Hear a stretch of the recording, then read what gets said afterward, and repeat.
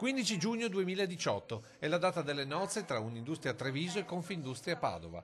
A confermarlo la presidente degli industriali trevigiani. Noi oggi stiamo lavorando insieme per andare a una organizzazione più allargata tra Padova e Treviso. Non lo facciamo semplicemente per i numeri, sarebbe estremamente banale, è perché riconosciamo in questi due territori una capacità di poter lavorare insieme, una complementarietà perché siamo complementari e soprattutto il fatto che a tutti e due, a questi due territori, piace molto guardare avanti, perciò noi siamo gente che vuole guardare avanti. Numeri che porteranno l'associazione al secondo posto in Confindustria, dopo Milano. Noi dobbiamo tirare fuori la voglia di fare impresa, di avere coraggio, puntare sui giovani, creare economia, un'economia che però voglia bene e sia inclusiva, voglia bene per tutti. Ecco, questo è il concetto e quindi mettere assieme l'imprenditore, mettere assieme le istituzioni, mettere assieme tutta la nostra ambiente socio-economico. Noi dobbiamo fare questo. Un'unione confermata già ieri quando negli stabilimenti storici della Pagnossin si è discusso sul futuro dei capannoni che la crisi ha svuotato e la linea è stata recuperare dove è possibile anziché abbattere. Un concetto legato alla legge regionale sul consumo zero del suolo, pensata per bloccare le nuove colate di cemento. Siamo gli unici in Italia a avere questa legge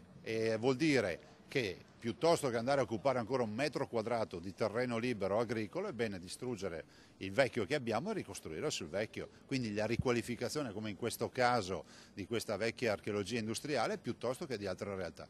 Vorrebbe dire anche dare valore ai beni vecchi, vetusti, che magari non hanno mercato, ma nel momento in cui non ci sono più aree libere qualcuno si deve andare a demolire e comprare la cubatura. Un'altra delle possibilità che verrà ulteriormente garantita da un Veneto più autonomo. Questo va nella direzione dell'autonomia e noi 22 comunque come veneti lasciamo perdere i partiti fanno le loro campagne, ma noi come veneti siamo chiamati a esprimerci. Più forza abbiamo, più le urne sono piene, più forza abbiamo con Roma.